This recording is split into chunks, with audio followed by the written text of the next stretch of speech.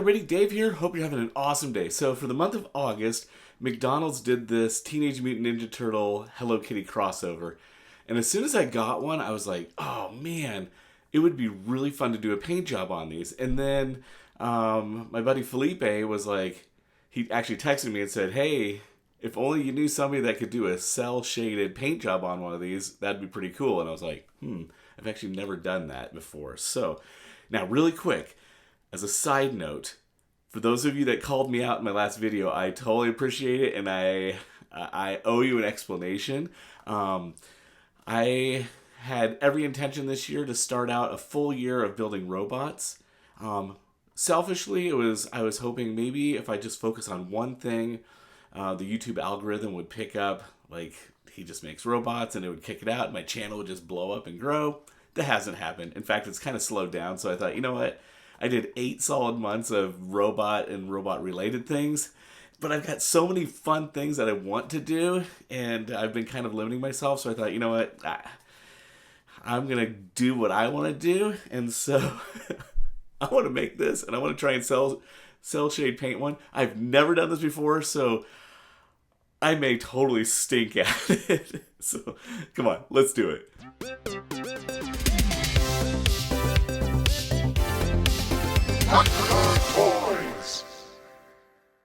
Okay, so here's the Leonardo Hello Kitty. Love the artwork on this thing. When you open it up, you'll find that it's pretty flat. There is going to be no shading on this thing. And so in looking at it, I thought, what if I copy the artwork on the box itself and do the cell shading mimicking that? So I kind of looked through my supplies of paints. I did have this brown. I had this darker blue, so that will work for the shading. I did buy this olive green, totally wrong. And I bought this lighter blue. That worked out perfect for the highlight area. And then I got this mustard kind of color for the chest shell portion. So starting out, I'm going to mimic the artwork of the box. I'm just laying down some paint. You'll see, just starting, I'm not super comfortable with how much paint to load up on the brush, how to flow the paint on the toy.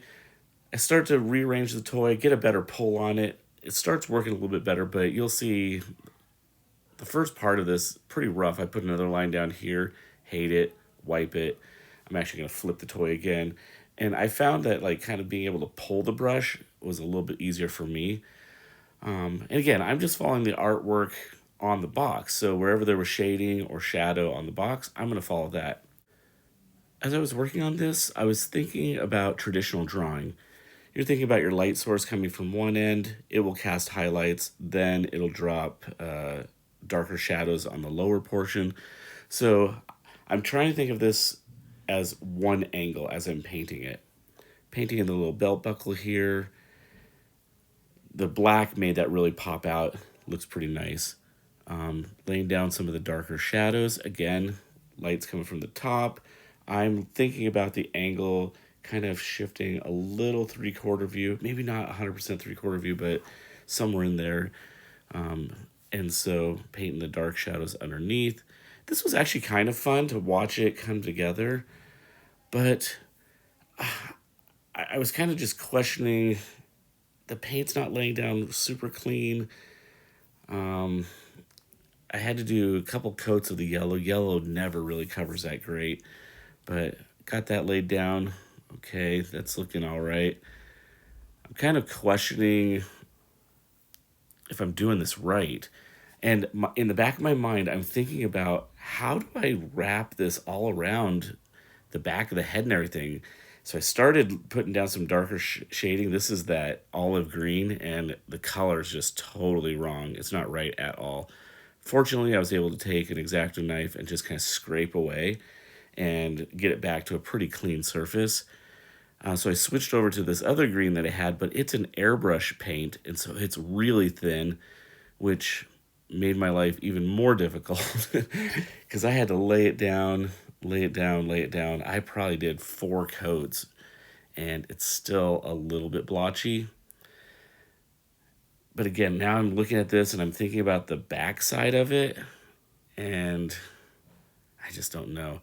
I'm using some yellow for the highlights. I thought, well, I started looking at other people doing cell shading. A lot of times it has like a black outline around it. So I got out some microns and I started sketching. And then I got out a thicker micron and just started laying down thicker lines. And at this point, I'm totally lost.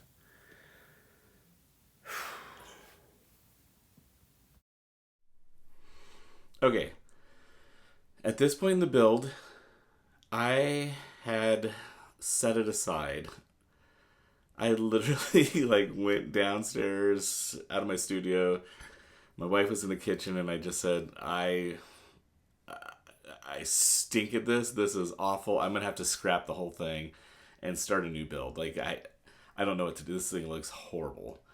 Um, yeah, I get that I'm a little hard on myself. I'm a perfectionist, and I really want to know how to do something. And the reality is, I think for this cell shade painting, I would probably have to do this maybe 10 times. Like, just keep doing it over and get better at it. And it's just something that I'm not super great at. So I was ready to scrap it. I sat on it for a day, and then I thought, you know what? Maybe I'm a creative. We can come up with solutions, and this is what we do. So I've kind of pushed myself. I want to push through it. I've got a new idea. Maybe to just help it, maybe enhance it, maybe make it look better. I don't know if I'm like tricking the eye. I don't know, but I got an idea, so let's give that a shot. Okay, so here's the solution I came up with. I found this shadow box at a yard sale for $2, and I thought if I just paint the back portion of this black and build a little diorama, maybe I can just put it in the shadow box. It'll hide the whole back portion of it, and really you'll only see the cell shading on the front portion. So took a piece of foam core, cut it down. I'm peeling the top layer off of this so I have kind of raw styrofoam, and you'll see why I'm doing this in just a second. Had some scrap little pieces of foam here, cut that down. I'm measuring out a 1/2 inch wide for my bricks by an inch wide, and I'm just using a mechanical pencil.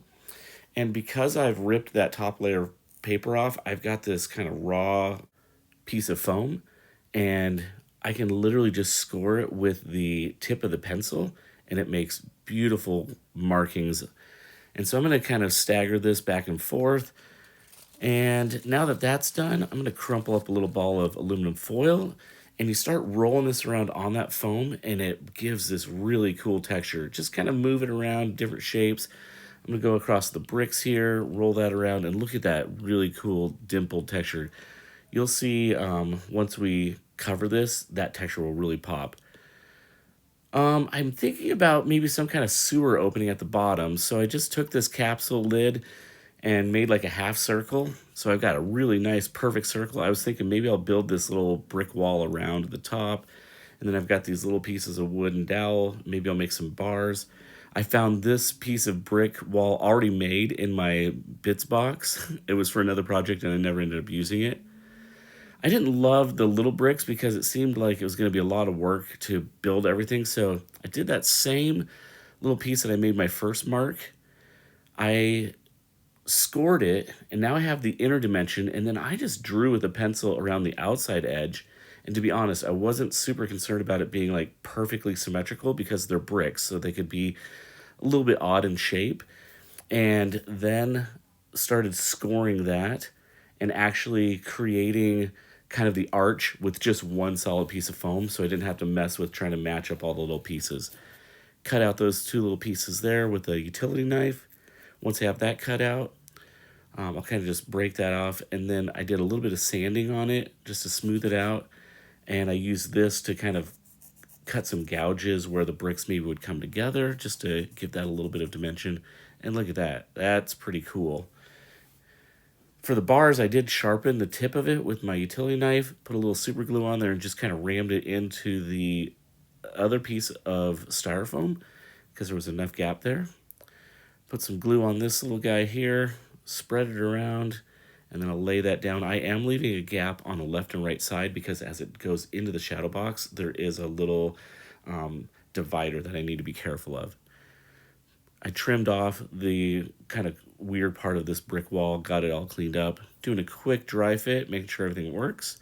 Take some Mod Podge, and I'm going to cover all this because it is raw styrofoam, so if I do spray paint this, it will eat right through. So once that dried, I took it outside, did a gray primer on there, and that looks really cool. I'm loving how that looks. So I have this red kind of brick color. It's a Citadel paint, and I started putting this down, and I was like, man, this is taking a lot of paint, and these Citadel pots are like $6 a piece. So I thought, I've got this craft paint. Maybe I can mix something up. Added this round red and brown, add a little black, and I just kind of eyeballed it, and not too shabby, huh? I like it. That's way cheaper, and for this application, straight onto the styrofoam, this is perfect. Did a black wash once that dried over the top, and this black wash is really going to deepen the red of the bricks. It's going to go into the cracks and kind of bring out the shading, giving it a good wipe down. And then once it dried, the brick color was so beautiful, but I did add a couple of little lighter red just on a few bricks to kind of pull out that color. And as I'm doing, like literally this part here, I was just like, wow, I totally lucked out with the wash, and the color is so perfect. Doing a little bit of dry brushing on the bottom portion so that some of those grays pop out. I painted the bars this metal color. I did add some rust and stuff to that as well.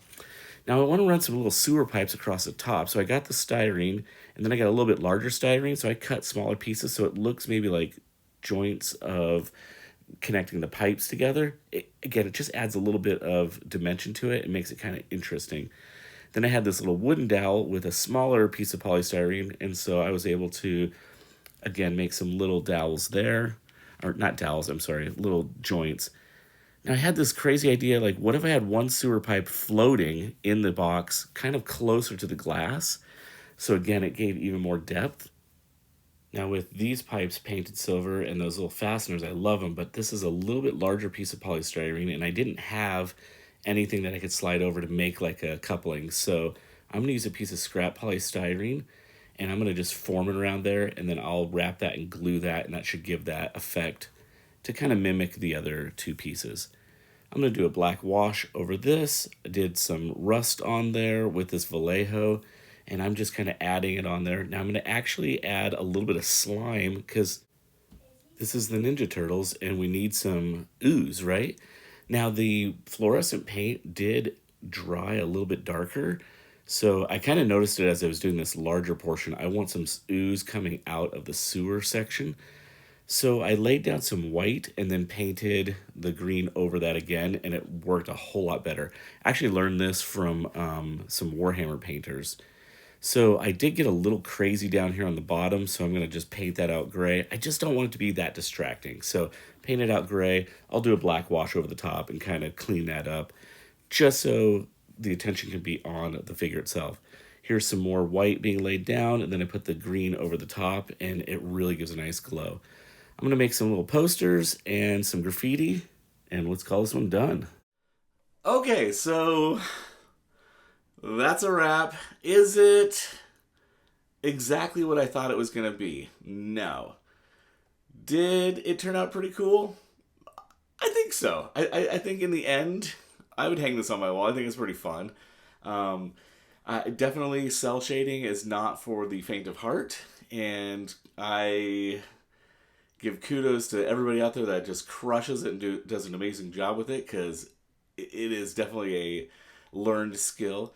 And I may give it a shot again, but for now, I think this looks great, and on to the next build. So let's do some quick shots of this thing, and as always, it's a great day to be a toy nerd. Go out and make something awesome. Later.